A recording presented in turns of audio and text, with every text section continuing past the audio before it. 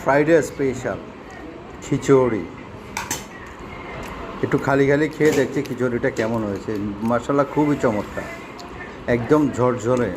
কেন জানি একটু আলাদা ডিফারেন্ট টেস্ট পাচ্ছি এই খিচুড়িতে। মুখে দিলে মানে খালি খালি খাওয়া যায়। ওরে বাবা, কি দিল এটা? কি ও ফ্রাই, কি চিকেন? মশালা চিকেন, কিন্তু দেখতে অনেকটা তান্দুরের মতোই। মাংসটা তো বেশ দেখাচ্ছে। সালাদ, তো মাংসটা জুসি জুসি হচ্ছে, একদম জুসি দেখলাম। যাই হোক, একটু সালাদ দিয়ে মাংস দিয়ে মুখে দিয়ে দেখি। ওয়াও, মনটা ভরে গেল। এমনিতেই মানে খুবই চমৎকার হয়েছে খিচুড়িটা। বাসায় রেডি করা তো, মাংসটা বেশ জুসি দেখাচ্ছে। এটা তান্দুরি টাইপ, তবে শেফ বলছেন এটা হচ্ছে মশালা চিকেন, তাতে স্পাইসি মশালা বলছে। চমৎকার।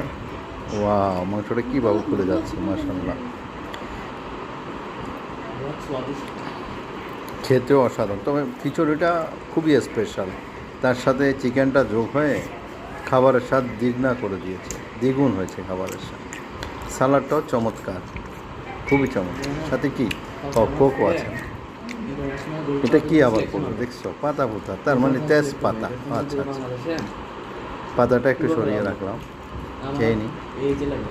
দেখছেন হাতে একটু তেল, মানে এটাতে যে ঘি বা ইউজ করেছে, অয়েল ইউজ করেছে মাংসটাতে বা খিচুড়িটাতে ঘি ইউজ করেছে, একটু হাতে লাগছে না।